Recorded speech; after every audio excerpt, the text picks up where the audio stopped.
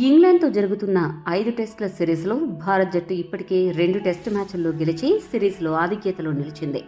మిగతా 2 టెస్టు మ్యాచ్ల్లో భారత్ జట్టు ఏ ఒక్క టెస్టు మ్యాచ్లో గెలిచినా కూడా సిరీస్ సొంతం చేసుకుంటుంది.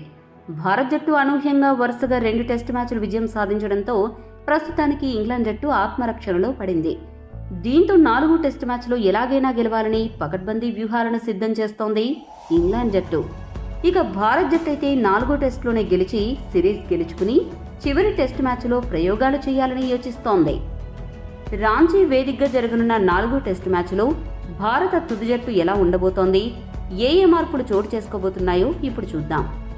ఓపెనర్లుగా రోహిత్ శర్మ, యశస్వి జైస్వాల్ ఈ మ్యాచ్లో కూడా భారత ఇన్నింగ్స్ ప్రారంభించే అవకాశం ఉంది. జైస్వాల్కు మొదట విశ్రాంతి ఇవ్వాలి అని అనుకున్నారు. కానీ 4వ టెస్టులో విజయం సాధిస్తే అప్పుడు చివరి టెస్టులో ప్రయోగాలు చేయొచ్చు కాబట్టి అప్పుడు జైస్వాల్కు విశ్రాంతి ఇవ్వాలి అని మళ్లీ మనసు మార్చుకున్నారు.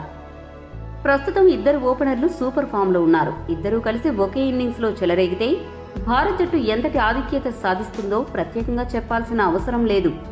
3వ టెస్టు మ్యాచ్లో చక్కటి ఇన్నింగ్స్ ఆడిన గిల్ యథాతథంగా మరోసారి 3వ స్థానంలోనే వస్తాడు.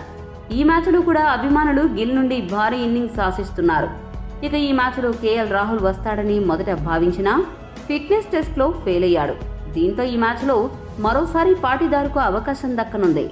అయితే ఇప్పటికీ వరుసగా 2 టెస్టుల్లో ఫెయిల్ అయిన పాటీదార్పై వేటు వేస్తే మాత్రం పడిక్కల్కు అవకాశం దక్కుతుంది.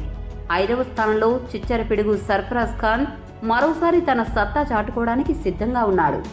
అరంగేట్రం చేసిన మ్యాచ్లోనే 2 ఇన్నింగ్స్లో హాఫ్ సెంచరీ చేసి ఇప్పటికే తన ఆరంభాన్ని అదరగొట్టాడు. అంతే నిలకడగా తర్వాత టెస్టు మ్యాచ్లో కూడా రాణిస్తే భారత్ జట్టులో అతని చోటు సుస్థిరమయ్యే అవకాశాలు మెరుగవుతాయి. వికెట్ కీపర్ ధ్రువ్ జురేల్కు 3వ టెస్టు మ్యాచ్లో అంతగా సత్తా చాటే అవకాశం రాలేదు. అయినప్పటికీ బ్యాటింగ్లో తన స్థాయి ఇన్నింగ్స్ ఆడి కీపింగ్లో అదరగొట్టాడు. ఈ మ్యాచ్లో అతడు పూర్తి స్థాయిలో సత్తా చాటాలని ఉవ్విల్లూరుతూ ఉన్నాడు. అతడు గనక నిలకడగా రాణిస్తే కేఎస్ భరత్కు తుది జట్టులో చోటు దక్కడం కష్టమవుతుంది.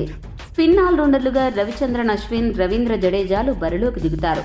ఇక స్పెషలిస్ట్ స్పిన్నర్ బాధ్యతలను కుల్దీప్ యాదవ్ నిర్వహిస్తాడు. మహమ్మద్ సిరాజ్ ఒక ఫాస్ట్ బౌలర్గా జట్టులో కొనసాగుతుండగా మరో ఫాస్ట్ బౌలర్ జస్ప్రీత్ బుమ్రా ఈ టెస్టు మ్యాచ్కు దూరంగా ఉండనున్నాడు. ఇక రంజీల్లో బాగా బౌలింగ్ చేస్తున్న ముఖేష్ కుమార్ స్క్వాడ్లో చేరాడు.